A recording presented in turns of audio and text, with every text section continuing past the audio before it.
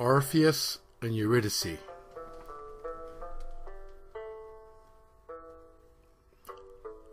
Standing on flagstones of the sidewalk at the entrance to Hades, Orpheus, hunched in a gust of wind that tore at his coat, rolled past in a wave of fog, tossed the leaves of the trees.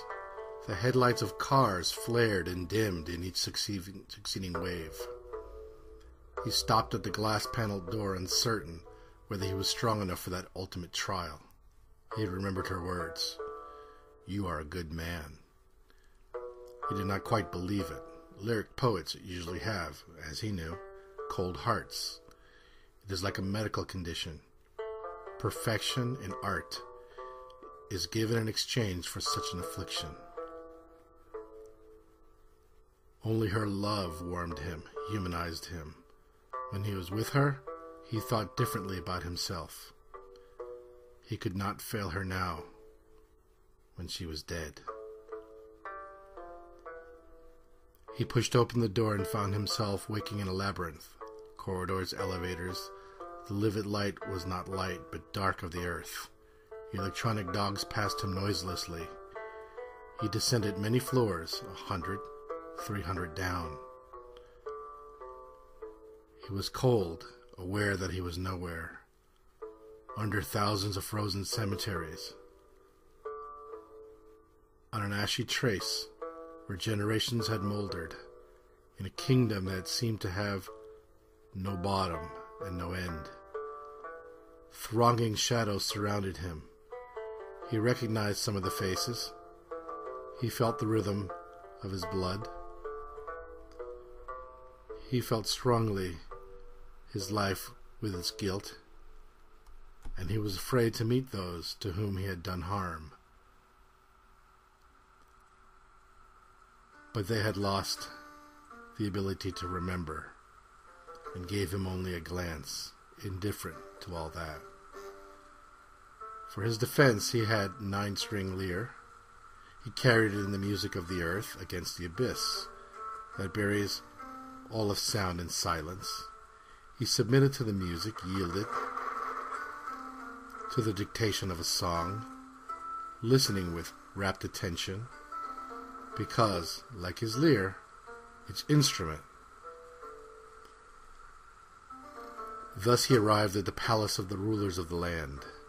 Persephone in her garden of withered pear and apple trees, black with naked branches and verrucous twigs, listened from the funeral amists of her throne. He sang the brightness of mornings and green rivers. He sang of smoking water in the rose-colored daybreaks, of colors, cinnabar, carmine, burnt sienna, blue, of the delight of swimming in the sea under marble cliffs, of feasting on a terrace above the tumult of a fishing port, of tastes of wine, olive oil, almonds, mustard, salt, of the flights of the swallow, the falcon, of a dignified flock of pelicans above the bay, of the scent of an armful of lilacs in the summer rain, of his having composed his words always against death, and of having made no rhyme in praise of nothingness. "I don't know," said the goddess, "whether you loved her or not, yet you have come here to rescue her. She will be returned to you, but there are conditions.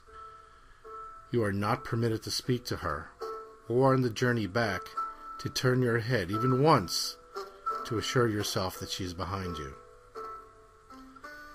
And so Hermes brought forth Eurydice, her face no longer hers, utterly gray, her eyelids lowered beneath the shade of her lashes. She stepped rigidly, directed by the hand of her guide. Orpheus wanted so much to call her name, to wake her from that sleep, but he refrained, for he had accepted the conditions. And so they set out. He first, and then, not right away, the slap of the god's sandals and the light patter of her feet fettered by her robe, as if by a shroud. A steep climbing path, phosphorized, out of darkness like the walls of a tunnel. he would stop and listen. But then they stopped too, and the echo faded.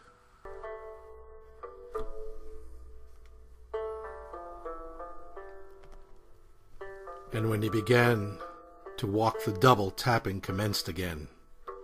Sometimes it seemed closer, more distant.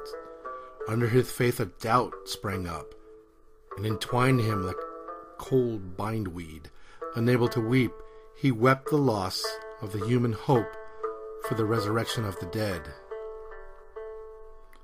Because he was now like every other mortal. His lyre was silent, yet he dreamed defenseless. He knew he must have faith, and he could not have faith.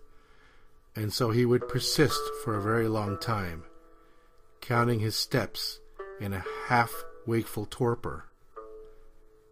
Day was breaking. Shapes of rocks loomed up under the luminous eye of the exit from the underground. It happened as he expected. He turned his head, and behind him, on the path, was no one. Sun and sky, and in the sky white clouds. Only now everything cried to him, Eurydice, how will I live without you, my consoling one? But there was a fragrant scent of herbs, the low humming of bees, and he fell asleep with his cheek on the sun-warmed earth.